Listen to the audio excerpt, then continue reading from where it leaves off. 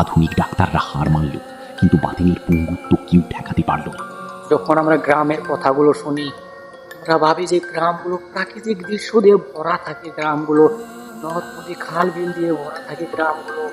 কিন্তু উপর থেকে দেখতে গ্রামগুলো সুন্দর দেখা যায়, কিন্তু ভিতরটা কিন্তু কতটা ভালো না। যেমনটি ছিল বিলপাড়া গ্রামটি। চলুন সেই বিলপাড়া গ্রাম নিয়ে আজকের গল্পটি। আশা করি আপনাদের অত্যন্ত ভালো লাগবে এই গল্পটি শোনার পর। তো চলুন স্টার্ট করা যাক সেই বিলপাড়া গ্রাম।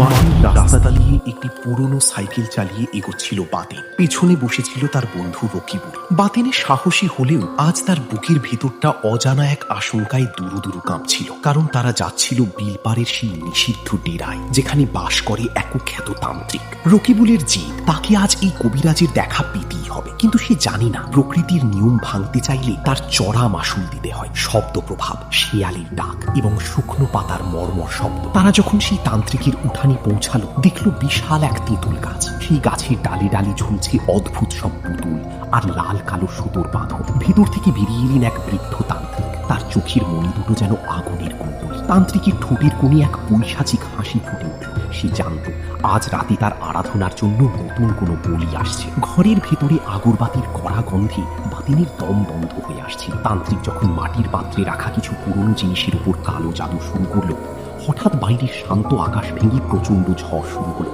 বাতাসের হাহাকারে মনে হচ্ছিল কোনো প্রাচীন আত্মা মুক্তি পাওয়ার জন্য আর্তনাদ করছে।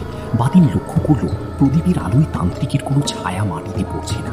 ফেরার পথে 3 রাস্তার মোড়ে আসতেই বাতিনের চারপাশটা হঠাৎ থমকে গেল। সে পিছনে তাকিয়ে দেখল, তার বন্ধু রকিবুল সেখানে নেই। তার জায়গায় দাঁড়িয়ে আছে সেই তান্ত্রিক।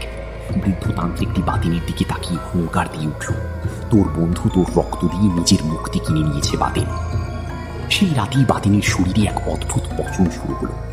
আধুনিক ডাক্তাররা হার মানল, কিন্তু বাতিনের পঙ্গুত্ব কেউ ঠেকাতে পারল না। আর রকিবুল, সেই কুয়াশাচ্ছন্ন রাতের পর তাকে আর কেউ দেখে। লোকে বলে, বিলবাড়ির সেই তেঁতুল গাছে রাতে আজও এক ছায়া মূর্তিকে ঝুলতে দেখা যায়। আর বাতাসের কানে কানে ভেসে আসে সেই অভিশপ্ত রাতের